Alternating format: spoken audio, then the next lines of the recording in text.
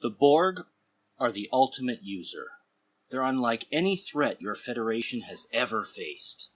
They're not interested in political conquest, wealth, or power as you know it. They're simply interested in your ship, its technology. They've identified it as something they can consume.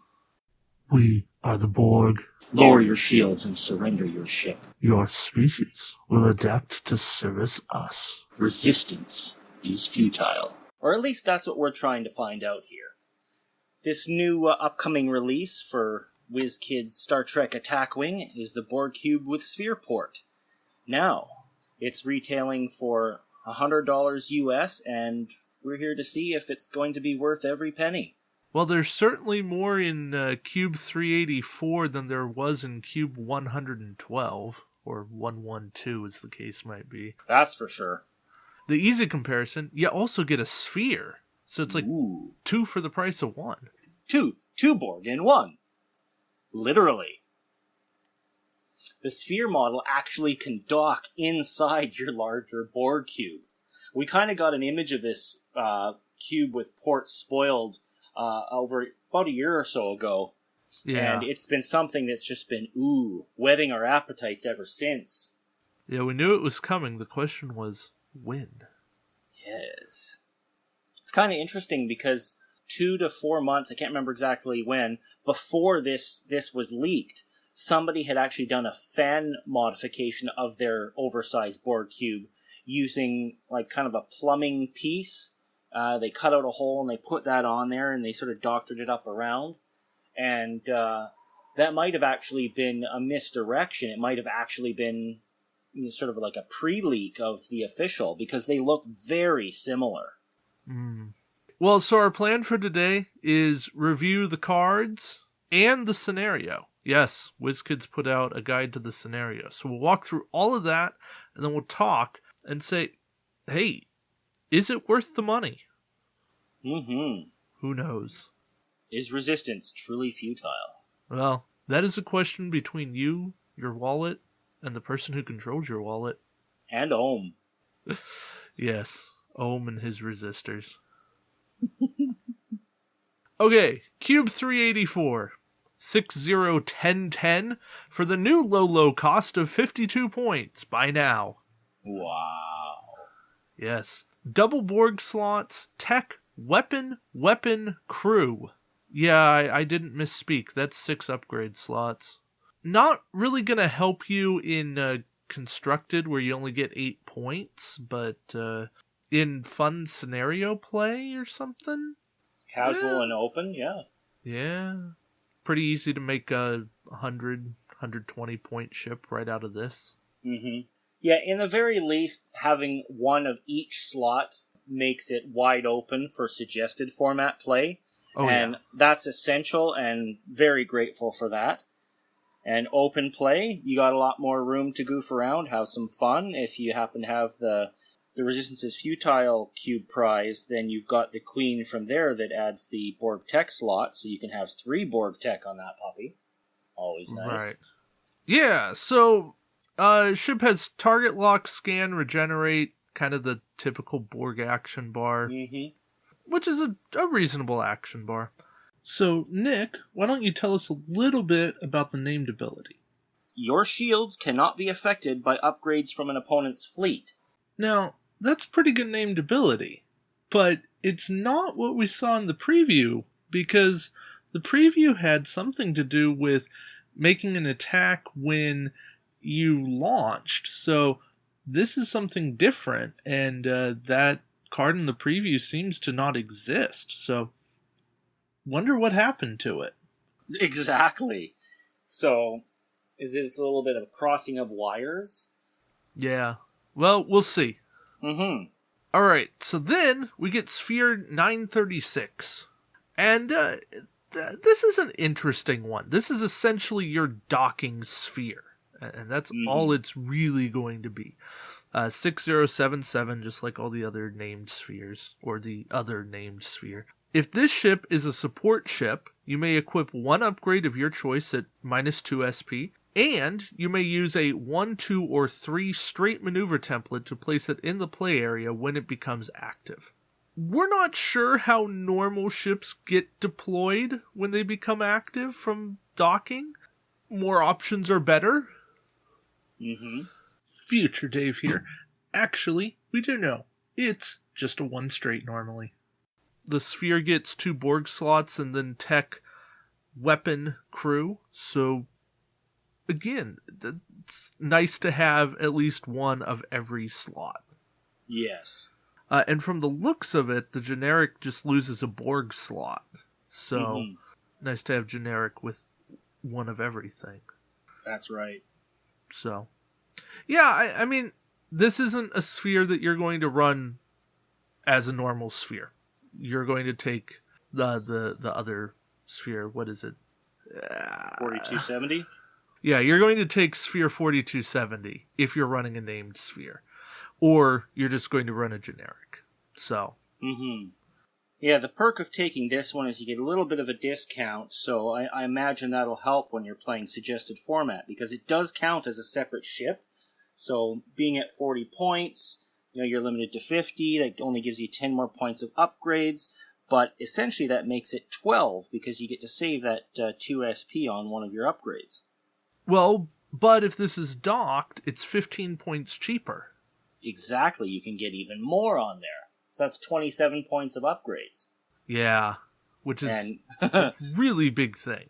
No kidding. 27 points of upgrades on a sphere in suggested format? Wow. There's already some crazy shenanigans. I mean, if you want, you can fit Wayun Veril there. Sorry to bring that up, everybody, but it's true. People are already talking about it, so we'd be remiss if we didn't say it. Hey, is what it is. And if you want to dock something that's not a Borg sphere, you get a 10-point discount on it, which is also really good. Yeah. Because, hey, now you could take Voyager. That would be fun. And now Voyager's a 20-point ship named, and now you have room for 30 points of upgrades. That's like free transphasics. Darn right. Talk about reliving Scorpion, huh? Yeah. Although, then you'd need to be able to dock inside of a sphere, but meh. Well, it's close enough. It is. It's the right idea. Yeah. Alright. So, why don't you talk about the Borg Support Vehicle dock, Nick? That's a perfect next step. Borg Support Vehicle dock is a unique Borg tech that costs 0 squadron points. You heard it. Free. This upgrade may only be purchased for a Borg Cube. So, like we're just saying, we can't really put it on a Borg sphere. Darn. At the start of the game, place a Borg Support Vehicle token on one ship in your fleet. Action. If all your ship's shields have been destroyed, you may discard this card and spend 1 drone token to make your support ship active. Place an auxiliary power token beside your ship. Your ship cannot attack this round. So, the aux token and the losing the attack applies to the mothership. Yes. So, what we know from the article is that your support vehicle also becomes active if the Borg Cube is destroyed. Right, so you don't lose it altogether if it goes, oh crap. And we now know how the Borg support vehicle token undocks. So, either as an action or when it blows up, before you remove the cube, you put a 1 straight template, or in the case of using the advanced sphere, you use whatever template you're going to use. You put it in front of the forward peg, and then you just put the ship in front. So it's like a normal move. The support vehicle makes a 1 straight, or in the case of that sphere, a 2 or 3 straight from the Borg Cube. So, interesting deployment rules. Bumping can happen there, in which case you just move backwards, and it's not that big of a deal. So, I think that deployment works out pretty good, and no reason to think that it's not going to be a game changer there. Yeah, which is great. Like, I'm glad they thought ahead that far. Right. So now you don't even have to put a Borg captain on your big Borg cube, and you're good to go. Right. It's just, if you want to launch it early, you do, because you have to have those drone tokens. Mm-hmm. I guess you don't. You could take Borg Alliance. That's true. But for the most part... no, you can't, because Borg Alliance cannot be played on a Borg ship. Oh, right. Yes. You could put it on a shuttle. Mm. Shuttle the captain over. There's a way. Yeah, because you'd have the tokens placed on the captain, and then the tokens should stay on the captain once moved. Yeah. Yeah. It's messy. I don't Shenanigans. It's shenanigans. It's cheesy, but it's a lot of points to work around something like that, but it could work. Just take a tactical drone. Exactly. Take a normal drone. Just take a one drone. Yep. If you really care that much, or just let your cube blow up. There's the kaboom. Yeah, it's just easier that way. Yeah. Speaking of captains, who's up next? That's the Borg Queen. So why don't you tell us about her? Well, I likes me some Borg Queen. She's sinister, she's focused, she's a little crazy. This is a unique Borg Queen captain, 4 cost, 1 elite talent slot. At the start of the game, place 6 drone tokens on this card, so she starts at captain skill of 6. Action. Target a ship at range 1 and spend 2 of your drone tokens. Disable 1 crew upgrade on the target ship of your choice and steal it, even if it exceeds your ship's restrictions. Not bad. Not requiring their shields to be down, which is always nice. And you get to take any crew, add it to your ship regardless of the restrictions, so pretty solid. Yeah, so you just can't steal Varel. That's just point cost. You actually can. You can't steal those cards that say like can only be equipped to a Klingon ship. Like those Jemadar that can only go on Jemadar ships. Yes. Right. So that's the only downside. Right, but in the very least, you could force discard them. So if you just really don't want your opponent to be able to use them, you say, okay, well, gone. Yes. And then you'd get the points for them because you're responsible for their destruction. Right. Which is good. Yes. Because some of them are pretty annoying. But really, this breaks up Hood Riker, Sulu, Paris. This does a lot of things. And yeah, it's only range 1, but have you ever measured range 1 from one of the oversized bases? You're covering a lot of ground. And you're covering anything that's on your base. That is range 1. Yes. Because with the raised ship on the base like that, other ships can actually fly under it as long as they don't hit your pegs, really. Yes, it's the stands are the only thing that cause the bump and go back. Mm-hmm. So, yeah, I like this Borg Queen. I don't know that I want her on my oversized cube, but on a tactical cube, maybe? Mm-hmm. Even on a sphere. Like, I think she has moved her way up in the world of Borg captains. I hate that she's a queen because I really love that 8 drone token free action Borg Queen. Yeah. There's so many options. It's kind of like Riker. It's like you're always torn. Which version of Riker am I going to put in my fleet when playing Fed? When you're playing Borg, which version of the Queen am I going to play? Which supports my build the best?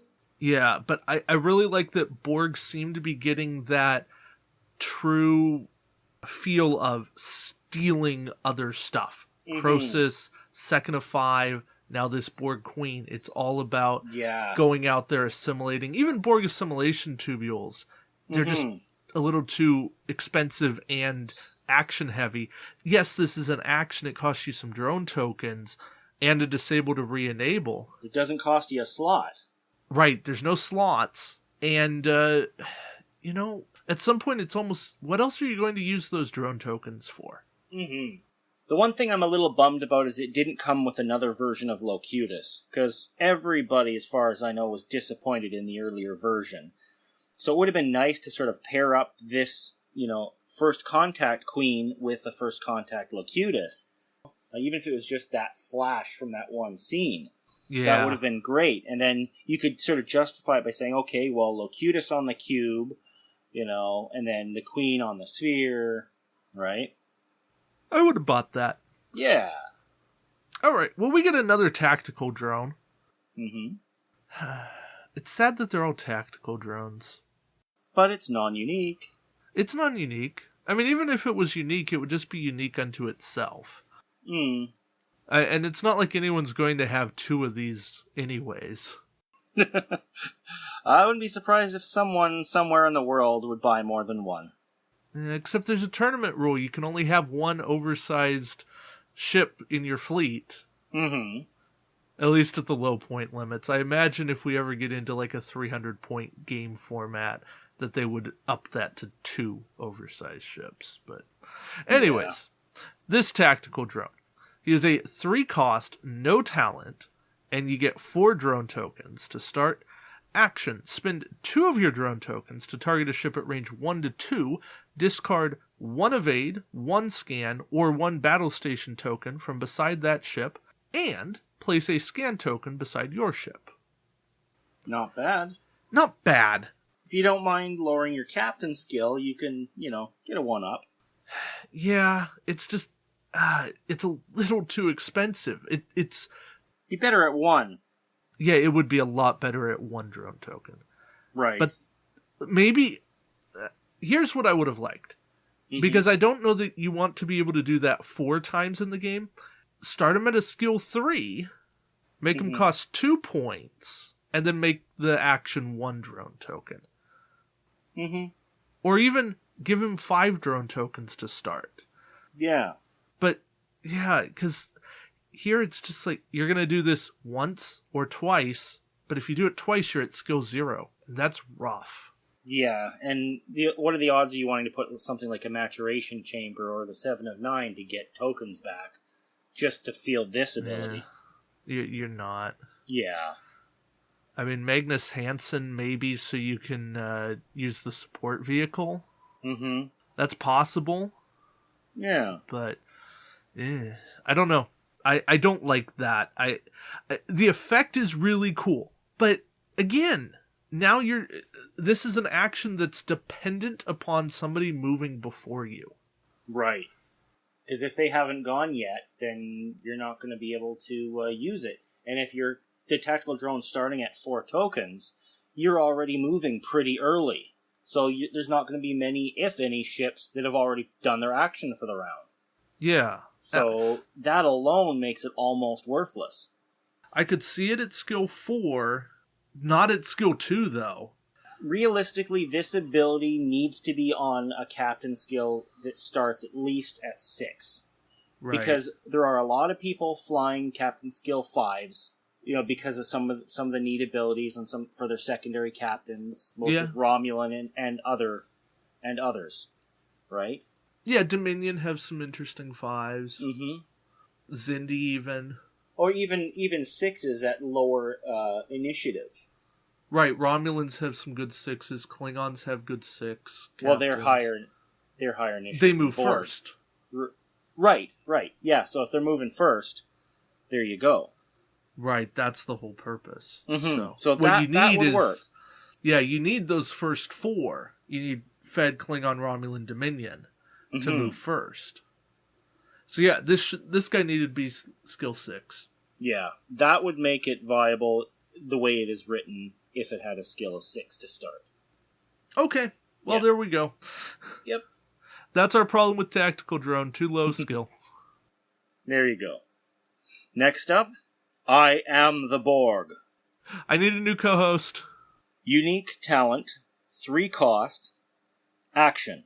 Discard this card to perform this action. All friendly ships within range 1 to 2 of your ship gain +1 attack die this round when attacking. This upgrade may only be assigned to the Borg Queen. Not bad. Given that it affects all friendly ships within range 1 to 2, that's actually not too bad if you're flying at least 2 or 3 ships. Right? And in suggested format, you must have a minimum of 3 ships, so that'll definitely work out in the beginning. And it's only a 3 cost. As opposed to being like a 5 cost action discard, it's a 3 action discard. So it's a lot more in the realm of reason when it comes to these sorts of things. Yeah, the problem is, you're not a friendly ship within range 1 to 2 of your ship. Yeah, it's not affecting this ship. Which is like, really? I have a feeling the Borg Queen would be able to affect her own ship. It's kind of like a morale booster. You get an extra buff because you say, okay, I'm the queen, rally the troops, go for it. Yeah. Kind of doesn't make sense for Borg. They don't exactly have morale. But, it's her extra motivation, her oomph. Get the job done or I'm going to cause your ship to go boom. Yes. But yeah, I think that's my big problem with this, is Borg want to run as few ships as possible. Mm-hmm. Just because of the points that you invest. I mean, yeah. Maybe you run a fleet of scout cubes. Okay, fine. So that's 4 ships? I mean, that's still really iffy. Granted, this is an action that is at least better than, like, Admiral Ducat, which is action for 1 extra die for your ship. Like, that's terrible. At least this gives you a web effect, but... Mm-hmm. You're right. The best part of this is the cost. And now Borg have a cheap talent. Right. Now, generally speaking, in order to make an action for 1 attack die worthwhile, you have to throw in a little bit of dice quality. Like, if it's like convert a blank to a hit, or a battle station to a hit, or re-roll blanks, or something, anything. Because generally speaking, it's much better to either do a battle station or a target lock than to gain 1 die. So, damage quality, you're not going to get with just an extra die. Meg charges, though. Yeah, but just as a standard for primaries or things like that, you want to get a little bit of benefit from it. Oh, sure. You know what the really cool thing is? You can assign this to the Admiral Queen while she's an admiral. Yes. And that doesn't affect the rest of your captains. So you can still run whoever you want. That's true. It's just another little thought. Nice point. It's there. Over there. Little to the left. Little further. Keep going. Keep going. Keep going! I fell into a temporal vortex.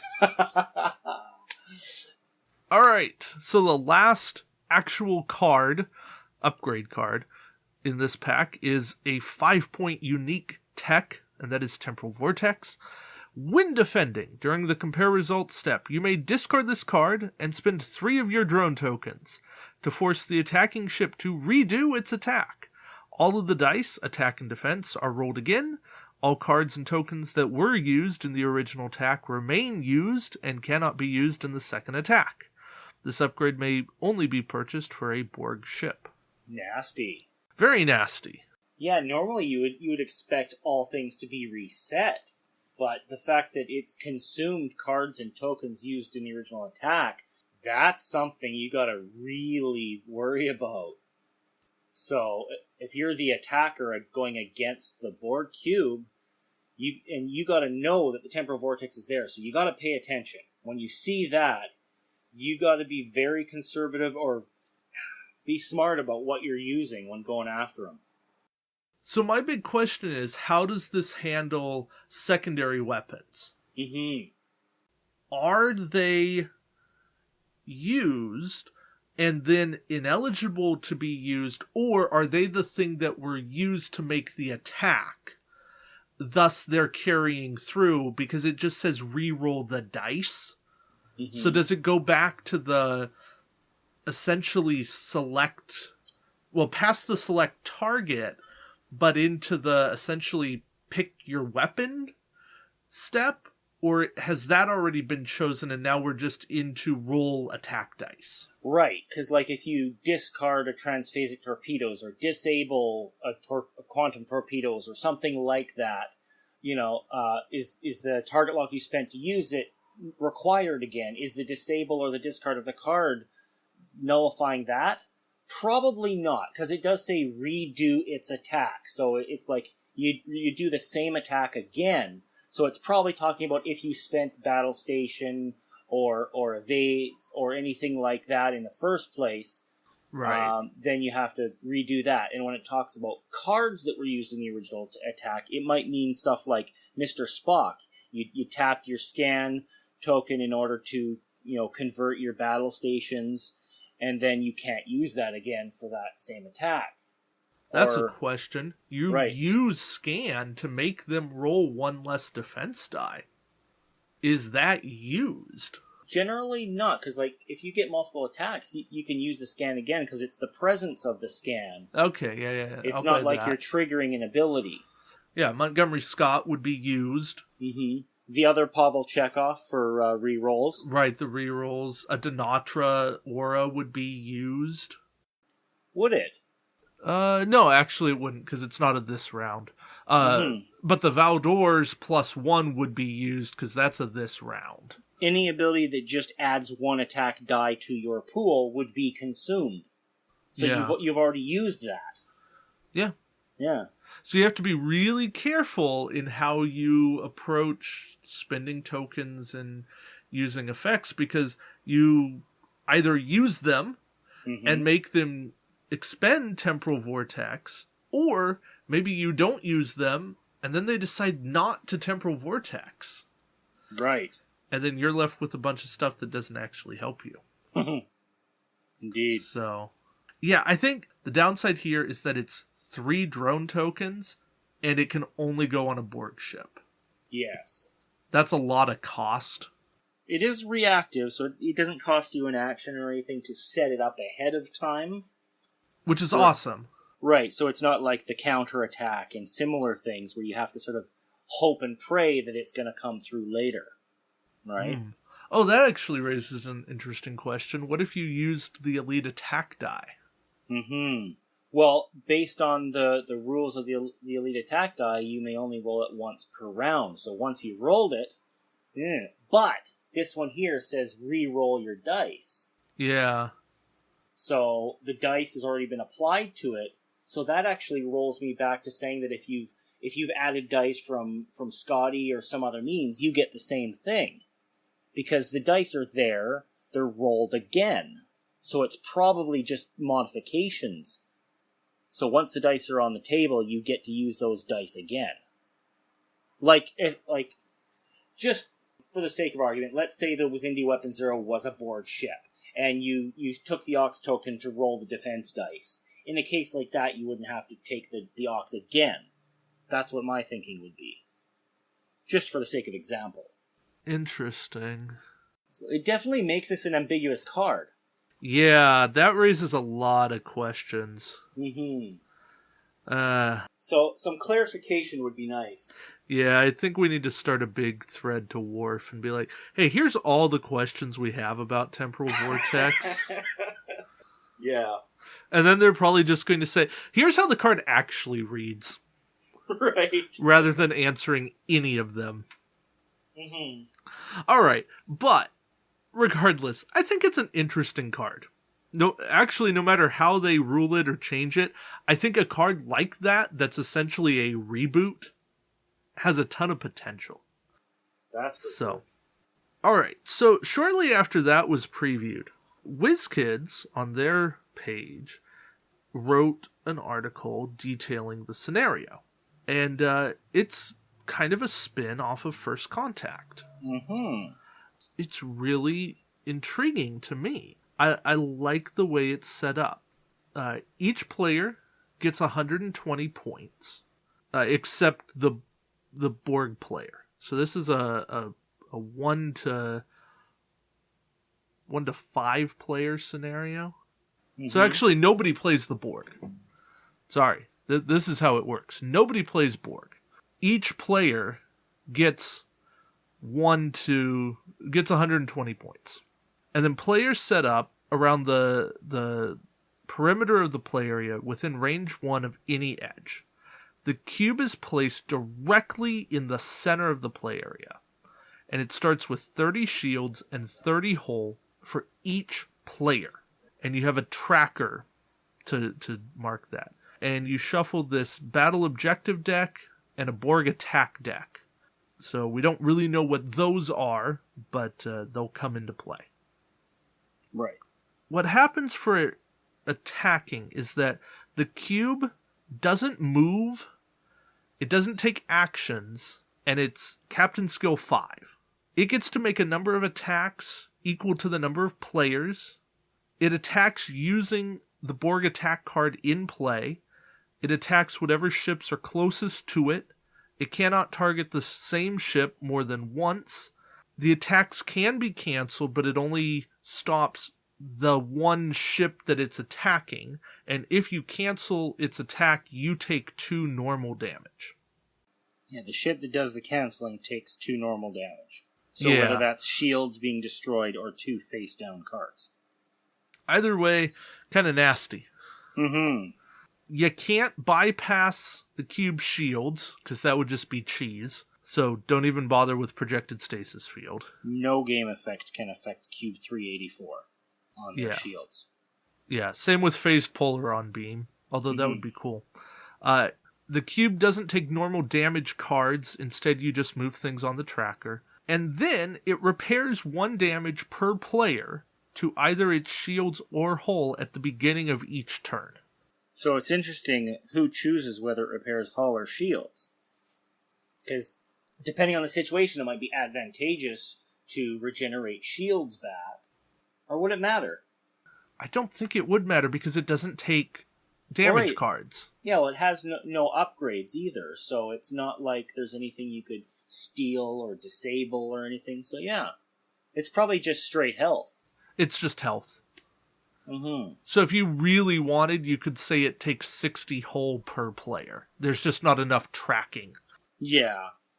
So it'd have to be something along the lines of like an upgrade card on your side that says if you're attacking a ship with its shields down. That'd be one of the only times it would actually matter. Right. And essentially I'd say it heals shields if it can, just for the sake of doing that. But I don't know. That's a player decision. Mm-hmm. So yeah, the cube, like Nick was saying, doesn't have upgrades, can't take a resource, doesn't get captains or admirals, can't take aux power tokens, and then everything except the cube and the sphere are considered part of a single fleet. So you and any other player going against the Borg Cube are your one grand fleet. Right, so that means the unique rules apply. Yep. Which will be interesting. So you're all going to be sitting there building together. And yeah, so if you're talking about like flagships, fleet captains, or whatever else you might be using that would be limited, you only get 1 per fleet, so you kind of gotta fight for or negotiate who gets what. Yeah, and then there's this whole thing about turning over... So the turn sequence is that you turn over a battle objective card that stays in play until the end of turn. You shuffle all the Borg attack cards together, turn over the top one. This is the Borg attack card that the cube uses. Then you activate a strategic advantage effect if desired. The cube repairs, and then you do the rest of the turn as normal. So planning phase, movement phase, attack phase, end of turn. And so the strategic advantage effects, once per turn at the beginning of the turn, after the battle objective card and Borg attack cards have been revealed, the players can activate one of the below effects by removing the appropriate amount of claimed battle objective cards from the game. So you have to actually have done things. But if you remove 1 card, the cube cannot repair this turn. 2 cards, it takes 10 damage. 3 cards, it cannot attack at all this turn. So that's actually how you're going to do things in this scenario and get to a win condition. Now, a little bit of potential strangeness there is that the Cube 384 cannot attack this turn. Now, is that considered an attack cancellation under the previous rules where you would take 2 damage and it just can't attack your ship? Or is this a global, the cube cannot attack this turn, period? I think that's a global, it cannot attack this turn, period. Because it's bigger than taking 10 normal damage. So that to me says this is the biggest, baddest thing we're doing to the cube. Right. Yeah, and it's only one effect can be done as a fleet. So it's not like each player could could do it so one player couldn't sack 3 and another player couldn't sack 2 because you're considered one fleet, and once you can choose to trigger one of these effects. Right, and at best you can get 1 battle objective card per round. Right. So these things are going to be few and far between. Mm-hmm. And if you don't do them, there's repercussions for you as the players. Right. It's not a fight or flight, it's a do or die kind of thing. Yeah, it's going to be a very tricky scenario.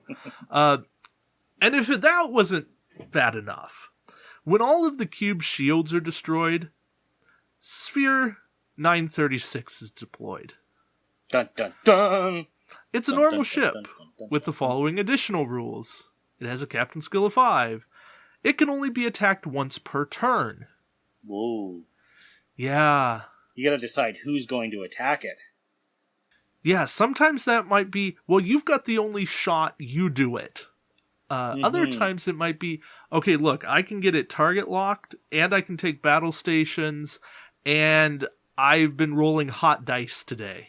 Sounds like a perfect use for Admiral Hayes.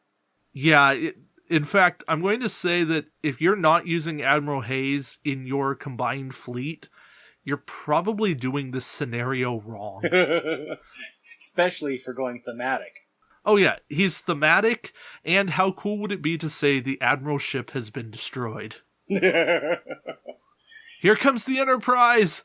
So, the Sphere moves 1 straight. It doesn't take actions, and it only attacks the ship closest to it. When it's deployed, it immediately makes an attack.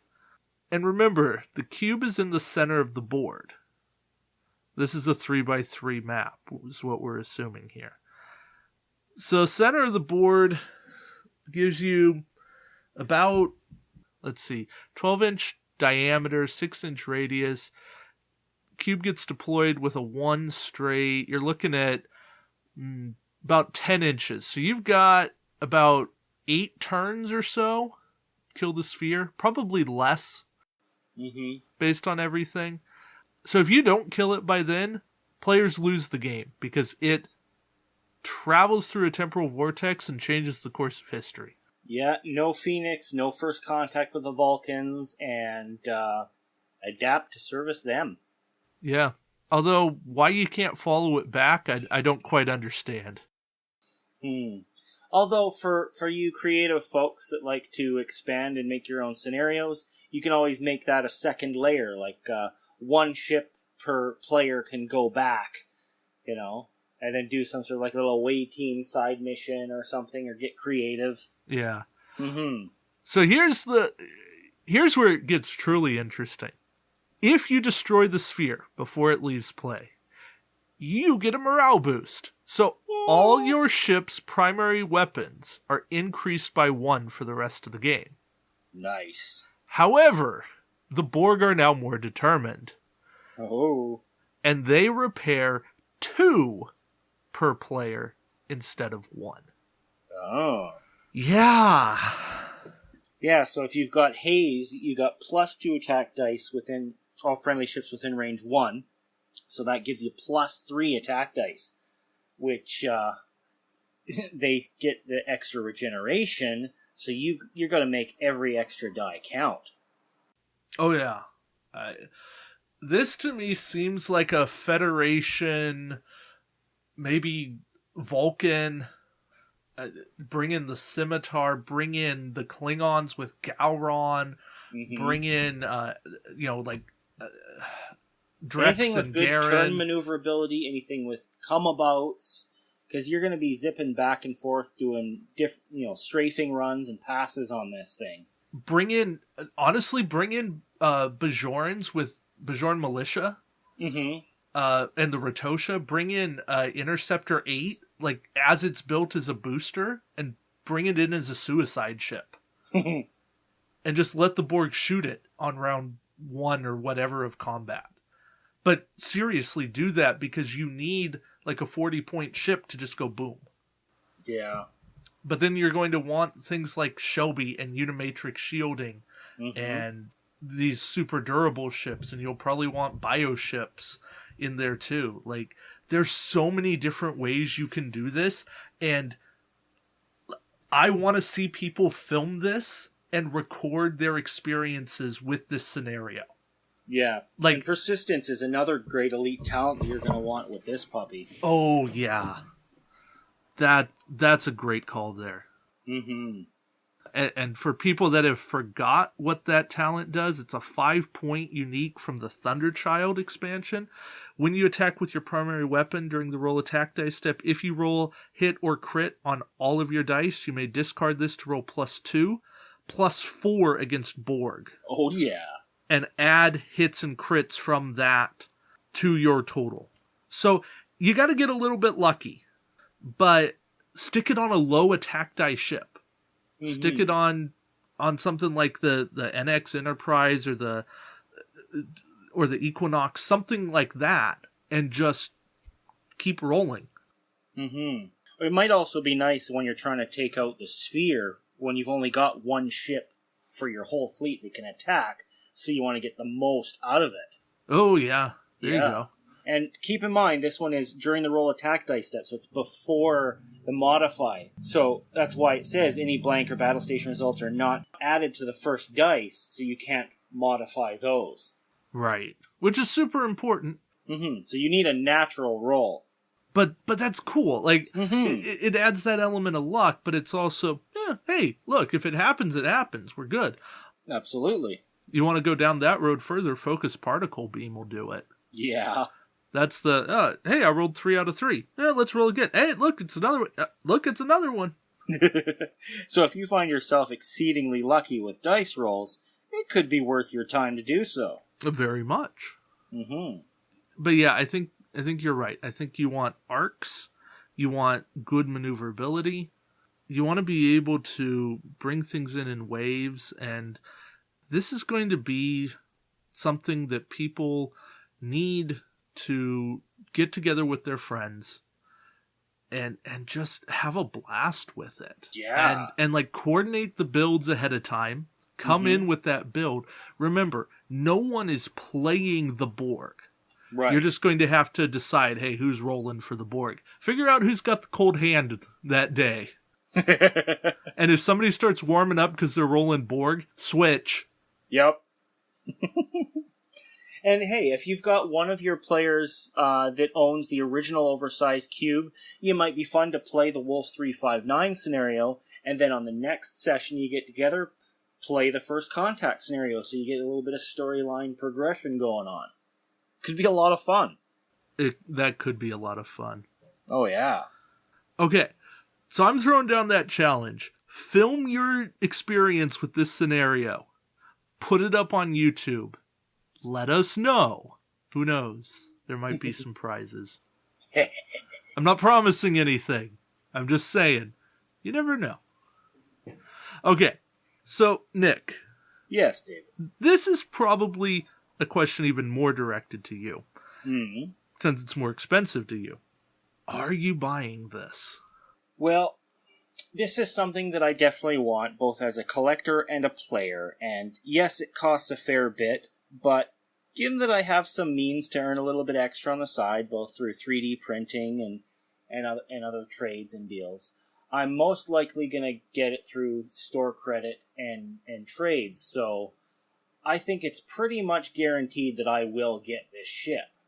Just a matter of whether I'm able to make it happen on release day or not. Yeah, that is the question. Mm-hmm.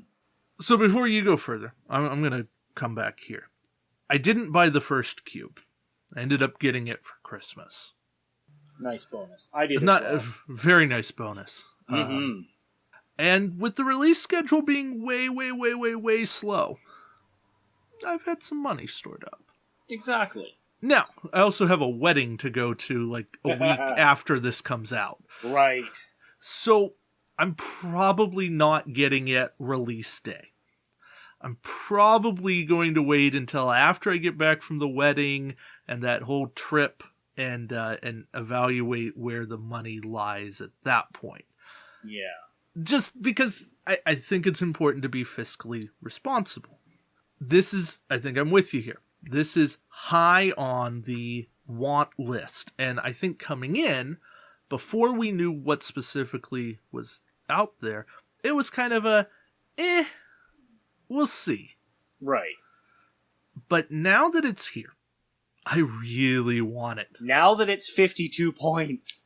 Oh yeah, 52 points has changed the game. Yes. Entirely. At 82 points, I would say it's cool for those high-end buyer collectors that play the game or whatever. Sure, get it. But for your average player, I would say no, absolutely not. But it's not 82 points. It's back to the practical, well, it's back to the more reasonable 52 points based on the 2 points per stat. So it's in the realm of viability as a playable ship, both casual and OP. Oh yeah, I think this has changed the face of organized play for a very long time. Oh yeah. Not the cube specifically, but the docking mechanic. Yes. The support vehicle. The fact that you can get a sphere 15 points cheaper is insane. Mm-hmm. Now, granted, the Borg support vehicle dock can only be played on a Borg Cube. You know, it does open up the possibility of them doing more. Like maybe they'll have a shuttle card, something where you can have a docked shuttle and add to that ability. That would be cool. Right. And now it does raise the gigantic question. Is Cube 112 going to get errata down to 52? Right. Now, because if that does, that's the game changer. Yes. Locally, I'm house ruling that just because it makes sense, and we were kind of banding that about to begin with. But now that we have some official support saying, yeah, we are setting this new cube at 52 points, it's like an unspoken, oops, we messed up. We're going back to 52 where it should have been all along. It's just a matter of getting WizKids to release a statement saying that the original oversized cube is now 52 points. Yes, and I am doing the same thing, and furthermore, I'm going to also allow anybody that just buys the new one to just use a copy of Cube 112. Right. Because I don't think that you should have to go out and buy the old one just to get two cards. Yeah. you just to get Cube 112 and Locutus. Exactly. That's not worth $100. No, sir. So, yeah, I will say it this way. I don't think this is everybody who plays Attack Wing needs to own this. No, definitely not. But I think this is someone in the play group should own this. Yes. And if anything, I think this is one that if you have a regular play group that you all trust each other, like you've been playing together for a year plus, and you consistently all show up, you pitch in and you buy it together, and you keep it at the store. Buy it for the group. Yeah. Yeah.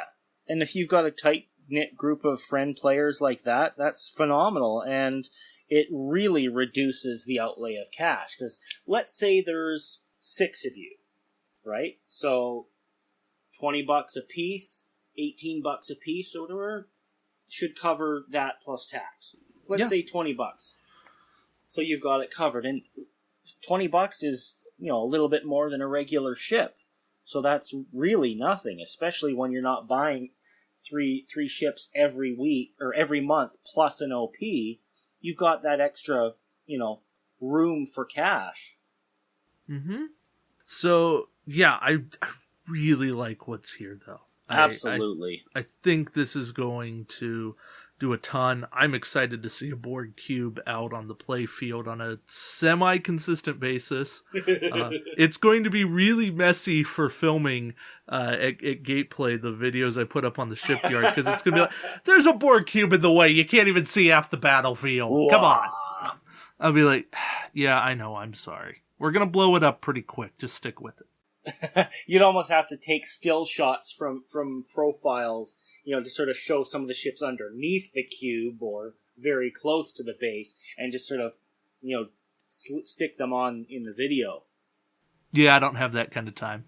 If someone is interested in doing that kind of editing, please let me know. I'd be happy to have you help me with that. I just don't have that kind of time. So from me, Cube 384 is a winner.